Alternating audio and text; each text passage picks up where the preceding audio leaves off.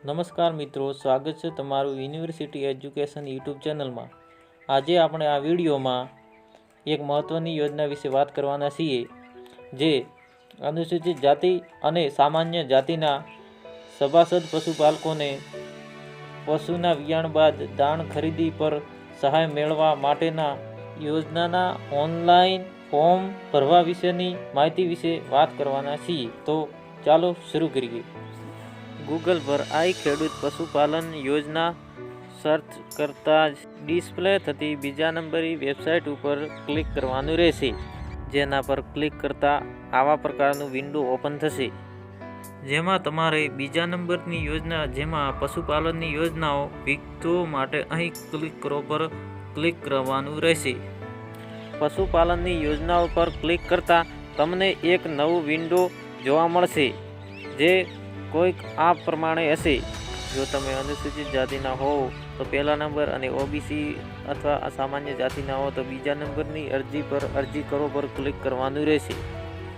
ત્યાં ક્લિક કરતાં જ તમને એક નવું વિન્ડો જોવા મળશે, જે કંઈક આ પ્રમાણે હશે, જેમાં સૂચનાઓ અને અરજી કરવાની રીત વાંચી નીચે સ્ક્રોલ કરો। નીચે સ્ક્રોલ કરતાં તમને એક આ પ્રકારનું વિન્ડો જોવા મળશે, જેમાં તમે પસંદ કરો પર ક્લિક કરતાં હા અને નાના ઓપ્શન જોવા મળશે, જેમાં તમે ના પર ક્લિક કરી આગળ વધવાનું રહેશે। આગળ વધવા પર ક્લિક કરતાં તમને આ પ્રકારનો એક વિન્ડો જોવા મળશે, જેમાં નવી અરજી કરવા પર ક્લિક કરો જે ઓપ્શન પર ક્લિક કરવાનું રહેશે। ત્યાં પણ એક નવું વિન્ડો ઓપન થશે, જેમાં તમારું અરજી ફોર્મ ખુલશે। આ અરજી ફોર્મમાં તમારે તમારું નામ, પિતાનું નામ, અટક પહેલા સ્ટેપમાં ભરવાનું રહેશે। મિત્રો, અમારી મહેનત અને તમને નવી માહિતી પ્રદાન કરવા માટે ચેનલને જરૂર સબસ્ક્રાઈબ કરજો। આ ભર્યા બાદ તમારે જિલ્લો પસંદ કરવાનો રહેશે, જેમાં લાગતા વળગતા જિલ્લાને પસંદ કરી લેવો। ત્યારબાદ તમારે તાલુકો પસંદ કરવાનો રહેશે, જેમાં તમારે લાગતા વળગતા તાલુકાને પસંદ કરવાનો રહેશે। પછી તમારું ગામ પસંદ કરી લેવું। અહીં તમારા તાલુકાના દરેક ગામ શો થશે।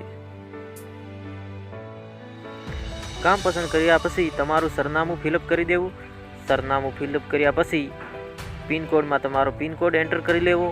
પછી લિંગમાં પુરુષ અથવા સ્ત્રી જે હોય તે ભરી લેવું। ત્યારબાદ તમારે જે જાતિમાં ફોર્મ ભર્યું હોય એ જાતિ પસંદ કરી લેવી, જેમાં એસસી અથવા ઓબીસી જે હોય તે। આગળ તમારે જો આધાર કાર્ડ બેંક એકાઉન્ટ સાથે લિંક હોય તો હા કરવું અને ન હોય તો ના કરવું। ત્યારબાદ તમારે મોબાઈલ નંબર ટાઈપ કરવાનો રહેશે। પછી ઈમેલ આઈડી લખો અથવા ન લખો તો પણ ચાલશે। પછી જો દિવ્યાંગ હો તો હા કરવાનું ને ના હો તો ના કરવાનું। પછી આધાર કાર્ડ ફિલઅપ કરી નીચે ટીક પર ટીક કરવાનું રહેશે। પછી નીચે તમારે ગાય વર્ગના પ્રાણી જેમાં ટોગડા, ટોગડી અને ગાયનો સમાવેશ થશે, અને ભેંસ વર્ગના પ્રાણીઓમાં ભેંસ, પાડા, પાડીનો સમાવેશ થશે, જેમાં જે વર્ગના જેટલા પ્રાણીઓ તે આંકડો લખી લેવો। ત્યારબાદ નીચે ઘેટાં, બકરા અથવા ઊંટ હોય તેની માહિતી અન્ય વર્ગના પ્રાણીઓમાં ભરી લેવી। પછી તમારે છેલ્લે ક્યારે તમે લાભ લીધો હોય તો લાભનું વર્ષ પસંદ કરવાનું, અને ન લીધો હોય તો ક્યારે લાભ લીધો નથી એ ઓપ્શન પર ક્લિક કરવાનું રહેશે। ત્યારબાદ તમારી દૂધ મંડળીની વિગતો માટે જિલ્લો પસંદ કરી, ત્યારબાદ તાલુકો પસંદ કરી તમારી લાગતી વખતે દૂધ મંડળીને પસંદ કરવાની રહેશે। પસંદ કર્યા બાદ તમારો રેશન કાર્ડ નંબર એન્ટર કરવાનો રહેશે। એન્ટર કરતાં તમારા રેશન કાર્ડની સર્વે માહિતી ઉપલબ્ધ થઈ જશે, જેમાં તમારે જે સભ્ય પર ફોર્મ ભરવાનું છે તે સભ્યનું નામ પસંદ કરતાં નીચે તેનું નામ અને નંબર ઉપલબ્ધ થઈ જશે। ત્યારબાદ જે શો થતો કેપ્ચા કોડ એન્ટર કરી અરજી સેવ પર ક્લિક કરતાં તમારી અરજી થઈ જશે। અરજી થઈ ગયા બાદ તમારે પાછું ઉપર જઈ અરજી કન્ફર્મ કરો પર ક્લિક કરી રેશન કાર્ડ નંબર અને અરજી નંબર એન્ટર કરી અરજીને કન્ફર્મ કરવાની રહેશે।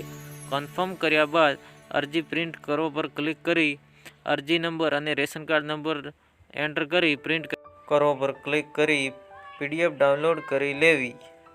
ફોર્મને પ્રિન્ટ આઉટ કર્યા બાદ ફોર્મમાં જણાવ્યા મુજબ સહી સિક્કા કરાવી ફોર્મમાં જણાવેલ કચેરીએ જમા કરાવવાનું રહેશે. અમારી મહેનત તમને ઉપયોગી લાગી હોય તો ચેનલને સબસ્ક્રાઈબ કરી વિડીયોને લાઇક કરી તમારા અન્ય મિત્રો સુધી વિડીયોને શેર જરૂરથી કરજો. ધન્યવાદ.